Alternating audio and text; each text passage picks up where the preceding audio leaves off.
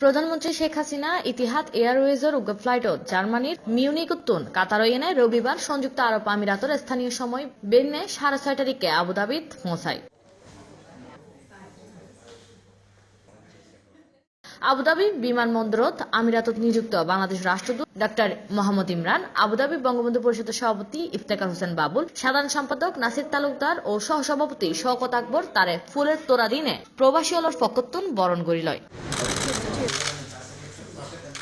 বিমানবন্দরতুন প্রধানমন্ত্রীর সরাসরি hotel Saint রেজিনত লোয়ায় যেন্ডে তিনি অবস্থান করিব। একই দিনত বিকালে প্রধানমন্ত্রী শেখ হাসিনার উপস্থিতিত সংযুক্ত আরব আমিরাতর ফরে বেশ হইগ সমঝোতা চুক্তিত সই হয়। আজকে 5টি চুক্তি স্বাক্ষর, একটিতে হয়েছে যে আমাদের ইলেকট্রিসিটি এনার্জিতে আসবে, সেটার জন্য বড় রকমের। আরেকটি হচ্ছে ওরা ইকোনমিক জোন একটা তৈরি করবে নিজেদের থেকে, তাতে অনেক বিনিয়োগ হওয়ার আশা করা যাচ্ছে। আরেকটি হচ্ছে রিনিউয়েবল এনার্জি, এই যে যাতে আপনার সেটার জন্যে। আরও দুটো হয়েছে চুক্তি, সেগুলো হচ্ছে একটা পোর্টের জন্যে, এগুলোর জন্য হয়েছে। এবং বিভিন্ন মন্ত্রণালয়ের লোক ছিলেন, তারা এক একটা আয়োজন করেছেন।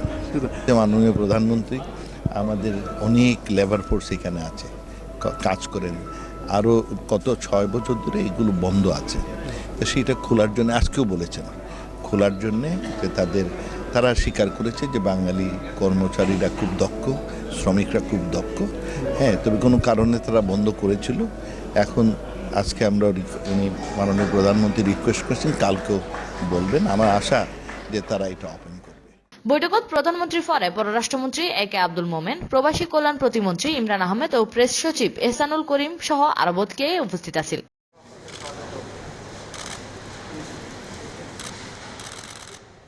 Desk news, C+ TV।